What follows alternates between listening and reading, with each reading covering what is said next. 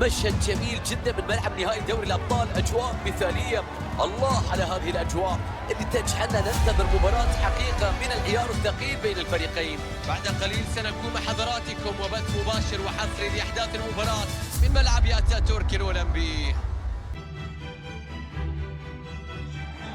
أهلا بكم مشاهدينا متابعينا الكرام أينما كنتم.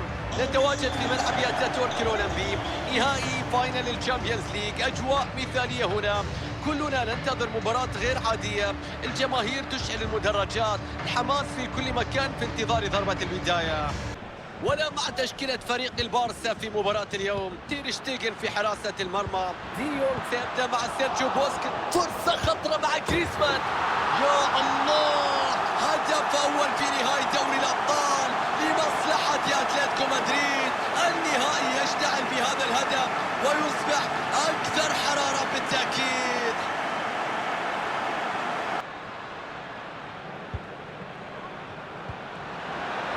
فرصة خطرة مع جريزمان.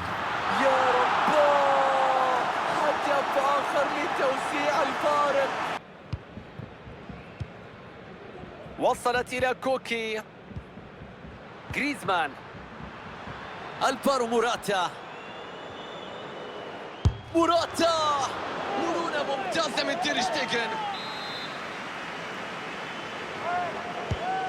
ركنية تنفذ في منتصف 18. إبعاد سيء للأخطاء، ما زالت خطيرة. ضربة جزاء لأتلتيكو مدريد.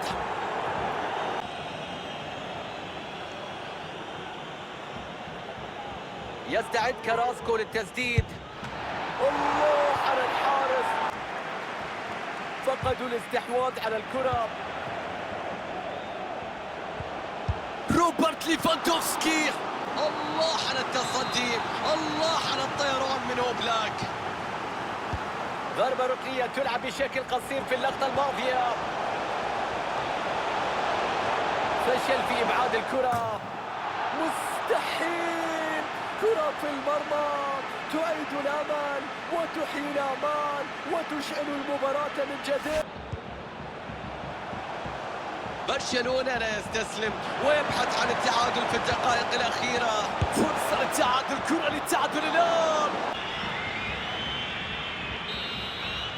والآن انطلقت صافرة نهاية المباراة. حسم الكاس هنا. يا لها من قصة، ويا لها من بطولة، ويا له من مشوار. انتصار كبير ورائع هنا، لحظات من أجل التاريخ.